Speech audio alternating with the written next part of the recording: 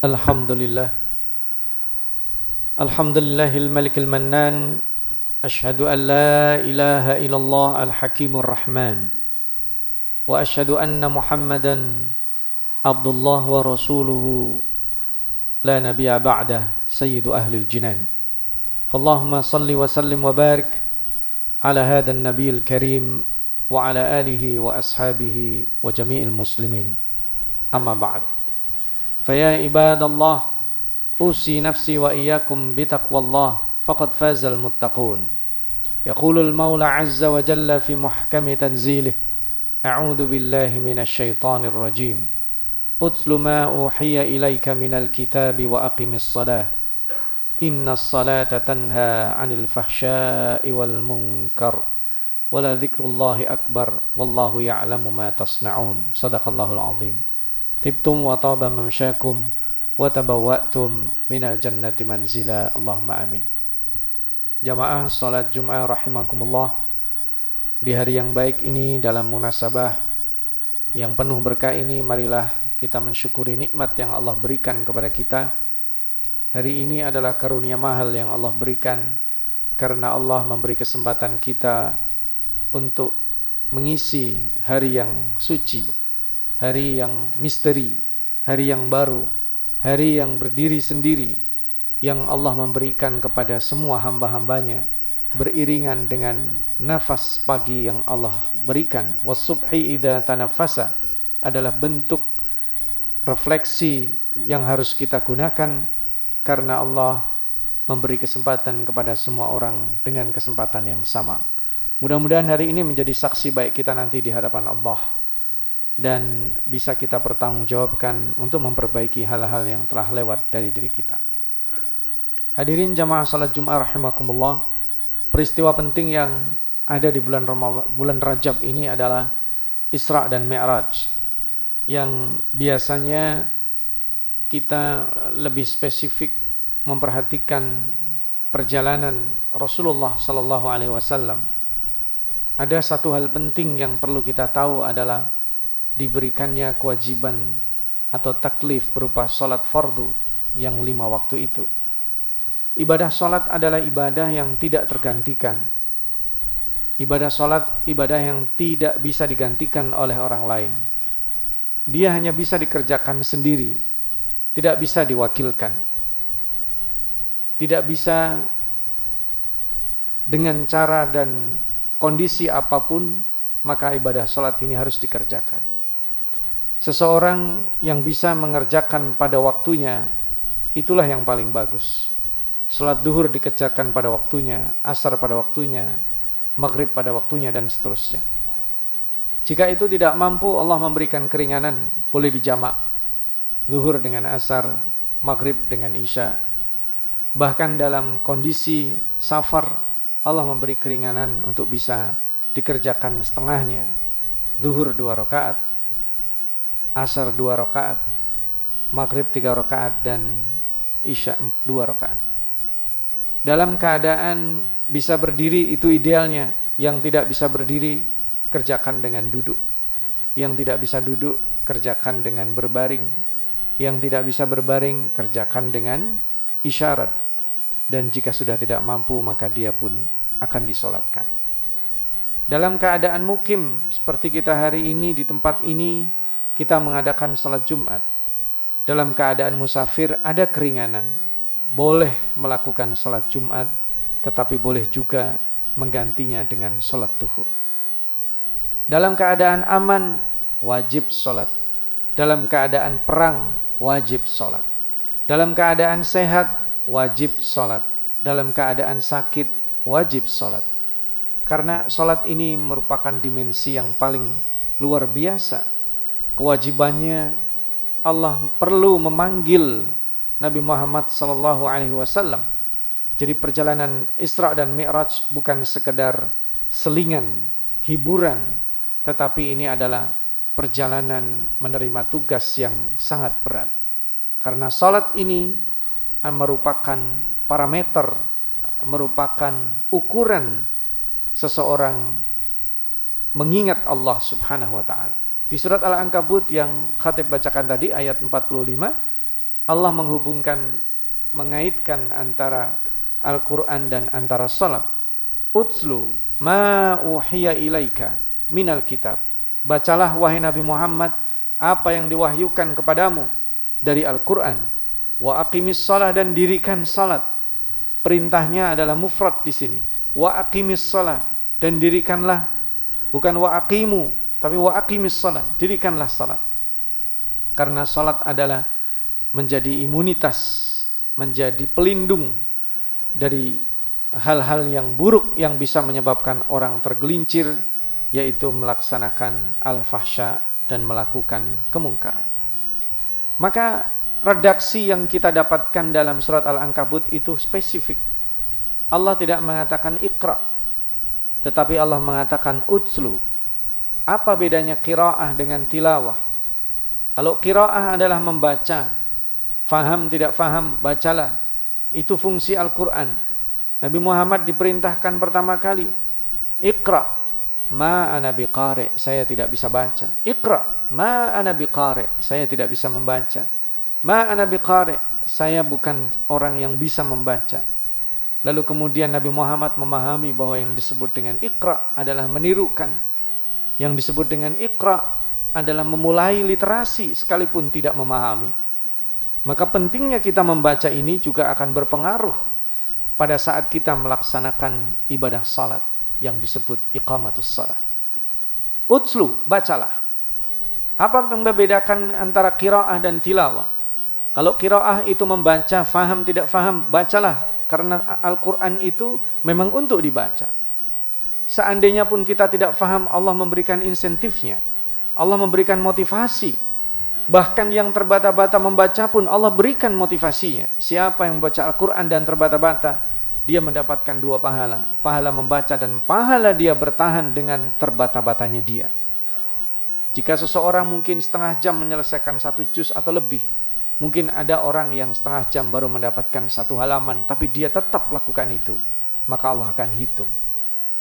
Dia tidak faham, dapat pahala. Setiap hurufnya ada 10 kali lipat. Karena motivasinya adalah seseorang mau mengerjakan, dan yang dinilai Allah adalah perkembangannya. Maka itulah yang disebut dengan tilawah.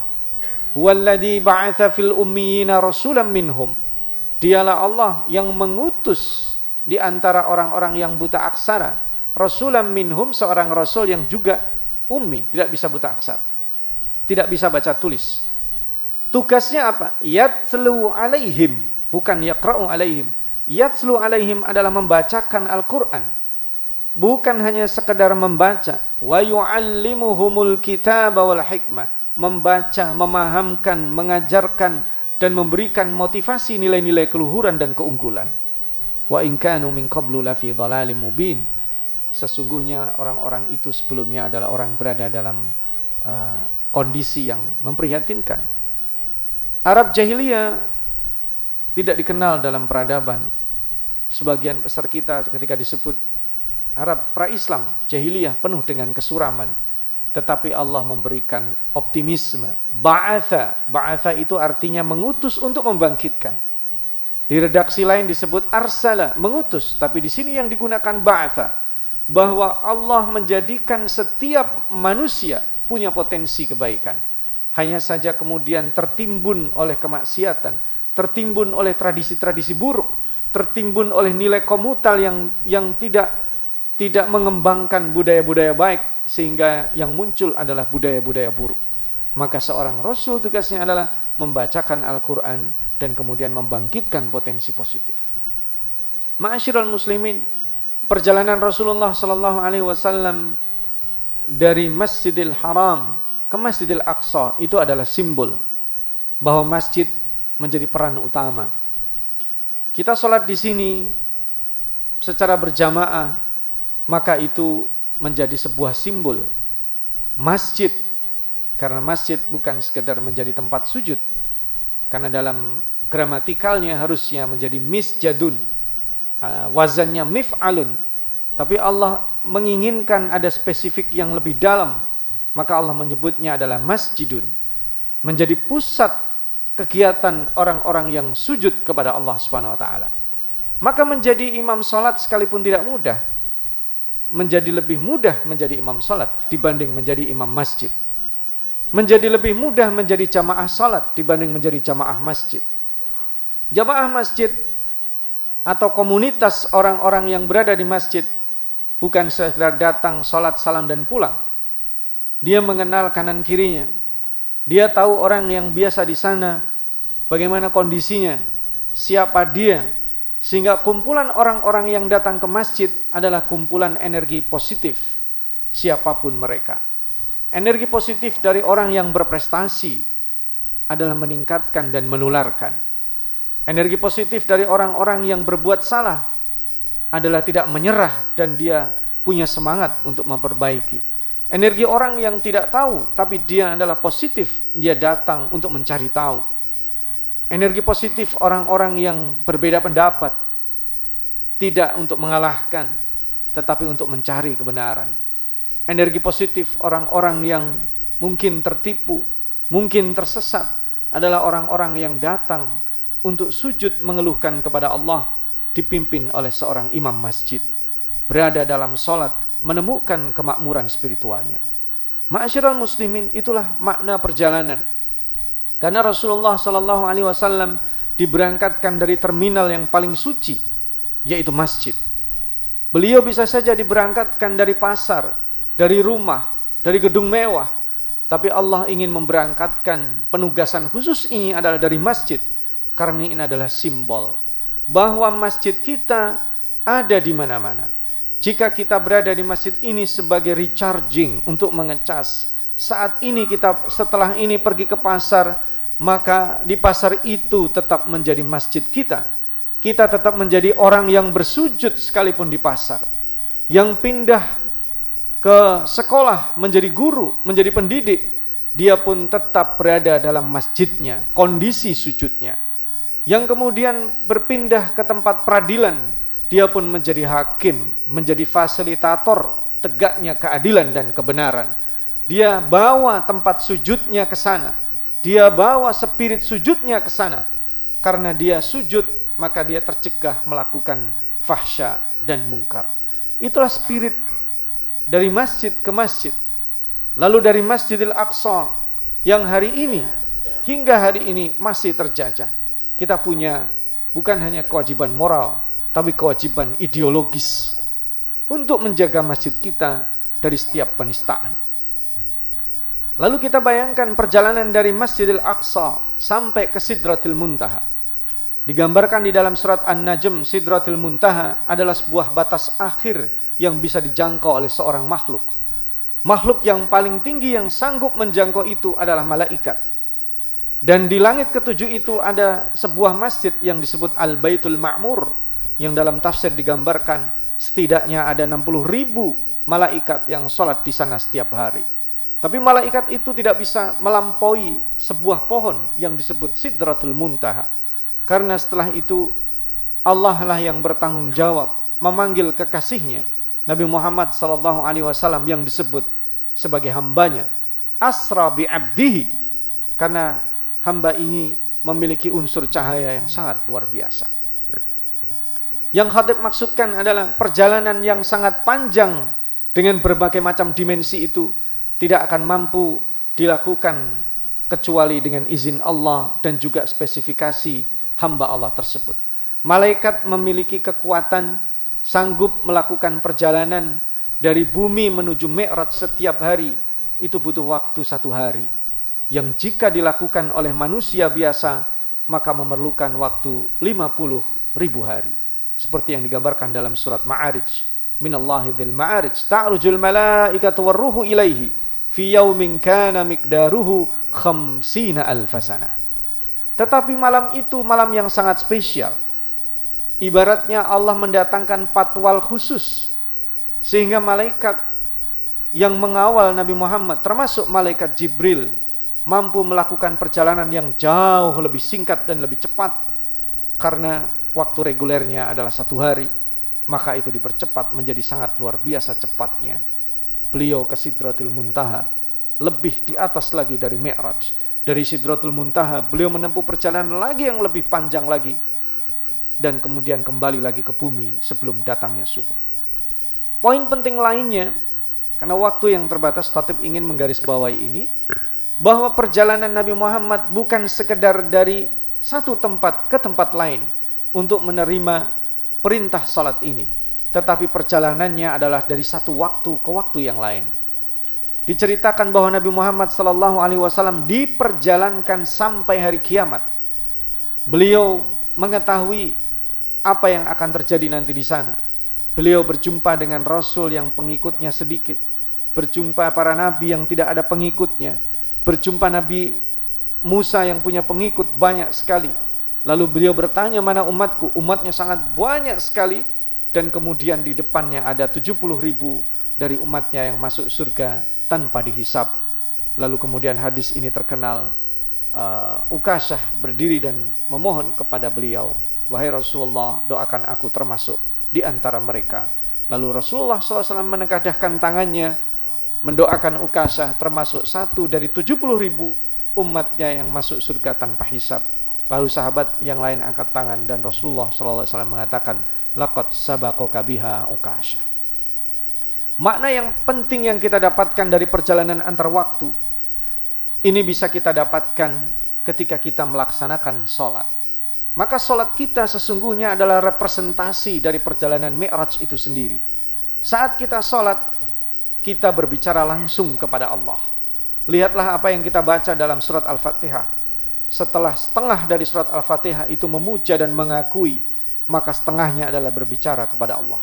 Iyyaka na'bud wa iyyaka nasta'in. Ihdinas siratal mustaqim.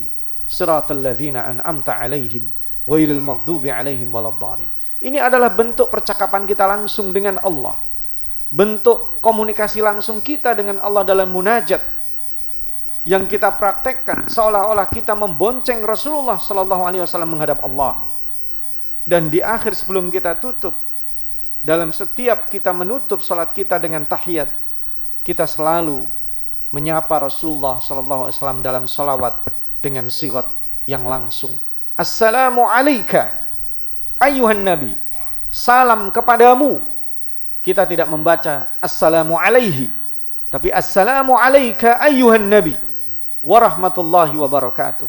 Itu pertanda bahwa kita menghadirkan Allah, menghadirkan Rasulullah sallallahu alaihi wasallam dalam salat kita, agar kita benar-benar menyadari Allah Maha Besar, karena Allahu Akbar menjadi simbol yang harus kita katakan, menjadi kata kunci yang kita ucapkan pada saat kita melakukan perubahan dari gerakan sholat satu ke gerakan yang lainnya. Dan kemudian kita tutup dengan sapaan salam langsung kepada Rasulullah SAW. Maka sesungguhnya dimensi sholat adalah dimensi antar waktu. Ketika kita sholat, kita seolah-olah menyiapkan masa depan kita. Kita sedang membentangkan jalan untuk menjemput kebahagiaan masa depan kita. Kita juga sedang menyiapkan jalan, karena cepat atau lambat kita akan meninggalkan dunia ini. Maka dimensi sholat itu juga menguatkan diri kita untuk menyiapkan generasi-generasi setelah kita, orang-orang yang tetap sholat. Jangan sampai seperti yang digambarkan dalam surat Maryam, bahwa nanti generasi setelah kita digambarkan sebagai qaumun adha'us shalah wattaba'us syahawat, orang-orang yang menyiapkan sholat dan kemudian mengikuti syahwat mereka. Mereka terperangkap dengan kehidupan dunia yang penuh dengan jebakan ini, sehingga mereka terjerembab dan tidak bisa lagi naik menghadap Allah Subhanahu wa taala. Mudah-mudahan dengan spirit Isra dan Mi'raj ini ada dua hal penting yang bisa kita dapatkan. Yang pertama, kita mempertahankan spirit masjid, baik di tempat seperti ini ataupun di tempat yang lainnya. Karena pada hakikatnya masjid itu tidak hanya merepresentasikan sholat, tapi merepresentasikan hadirnya Allah dan ketundukan kita kepadanya dimanapun kita berada. Yang kedua, spirit masjid ini adalah spirit yang berlaku sepanjang masa, melintasi zaman. Jika kita sholat hari ini, maka sesungguhnya kita menyiapkan masa depan kita. Jika kita sholat hari ini, kita juga menyiapkan bahwa generasi-generasi kita harus dipastikan adalah generasi-generasi yang mampu sujud kepada Allah dimanapun mereka berada. Jika kita memastikan dua hal itu, kita bisa menjaga Masjidil Aqsa sekalipun kita jauh karena kita memiliki getaran yang sama. Jika kita menjaga dua hal ini, kita bisa tenang seandainya Allah memanggil kita, karena anak-anak kita dipastikan adalah orang-orang yang tetap mempertahankan sujudnya kepada Allah Subhanahu wa taala dalam keadaan apapun dan dimanapun. Dan yang terakhir, jika kita dengan dua spirit ini, kita pun juga tidak ada masalah dipimpin siapapun di negeri ini, selama mereka adalah orang-orang yang memiliki spirit masjid, maka mereka akan tetap baik. Namun jika tidak, maka al-fahsya dan al-munkar ini akan merajalela. Maka di akhir Allah tekankan, wala dzikrullahi akbar. Maka zikir yang paling besar itu adalah salat, karena dia menjadi ciri-ciri yang membedakan antara kaum beriman atau orang munafik. Innal munafiqina yukhadi'una Allah wa huwa khadi'uhum wa idza qamu ila salati qamu kusala yura'una an-nasa wa la yadhkuruna Allah illa qalila. Mudah-mudahan Allah jadikan kita orang-orang yang bisa menjaga salat kita, dijauhkan dari kemunafikan, dan kita juga berdoa mudah-mudahan pimpinan-pimpinan negeri ini adalah orang-orang yang bisa menjaga spirit masjid sehingga mereka takut kepada Allah dan dijauhkan dari fahsya dan al-munkar, kemudian bisa membawa kita semua dekat dan kemudian mendapatkan kemakmuran baik material maupun spiritual. Aqulu qauli hadza ja'alanallahu wa iyyakum minal ladzina yastami'unal qaula fayattabi'una ahsana. Barakallahu li wa lakum fil Qur'anil Karim wa nafa'ani wa iyyakum minal ayati wadh-dhikril hakim. Astaghfirullahal azim li wa lakum wa lisairil mu'minin istaghfiru innahu huwal ghafurur rahim.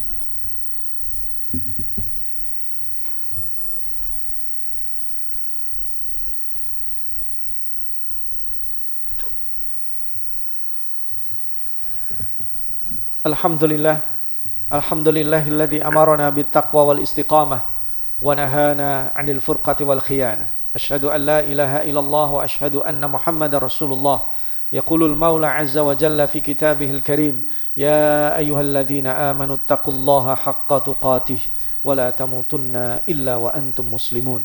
Wa yaqulu fi ayatin ukhra, innallaha wa malaikatahu yusalluna 'alan nabi ya ayyuhalladzina amanu sallu alaihi wa sallimu taslima. Allahumma salli wa sallim wa barik ala Muhammad wa ali Muhammad kama sallaita wa barakta ala Ibrahim innaka Hamidum Majid. Allahumma ighfir li jami'il muslimina wal muslimat wal mu'minina wal mu'minat al ahya'i minhum wal amwat innaka sami'un qaribun mujibud da'wat. Allahumma ja'al jam'ana hadha jam'an marhuma wa tafarruqana min ba'dihi tafarruqan ma'suma wa la taj'al fina wala minna syaqiyan wala mahruma. Allahumma alif baina qulubina, Allahumma alif baina qulubil muslimin, Allahumma wahhid sufufal muslimin, Allahumma barik ukhuwatal muslimin. Allahumma ansur ikhwanana al-mujahidin wal mustada'afin fi Filistin wa fi buldanil muslimin. Allahumma farij kurubal muslimin, Allahumma farij kurubal muslimin khasatan fi Aceh wa Sumatra al-Gharbiyah wa Sumatra al-Shamaliyah wa fi makanin ukhra fi biladina hadha ya arhamar rahimin. Allahumma shfi mardahum wa jarhahum, Allahumma farij kurubahum ya arhamar rahimin. Allahumma rabbana taqabbal du'aana wa taubatana, taqabbal minna innaka antas sami'ul alim. Allahumma barik lana fi syahri Rajab wa Sya'ban. Allahumma ballighna Ramadan, Allahumma ballighna Ramadan, Allahumma ballighna Ramadan. Rabbana atina fid dunya hasanah wa fil akhirati hasanah wa qina adzaban nar. Wa sallallahu ala nabiyyina Muhammad wa alihi washabbihi ajma'in. Ibadallah, innallaha ya'muru bil adli wal ihsan wa ita'i dzil qurba wa yanha 'anil fahsya'i wal munkari wal baghi ya'idukum la'allakum tadhakkarun. Udhkurullaha yadhkurkum wa la dzikrullahi akbar wa aqimis shalah.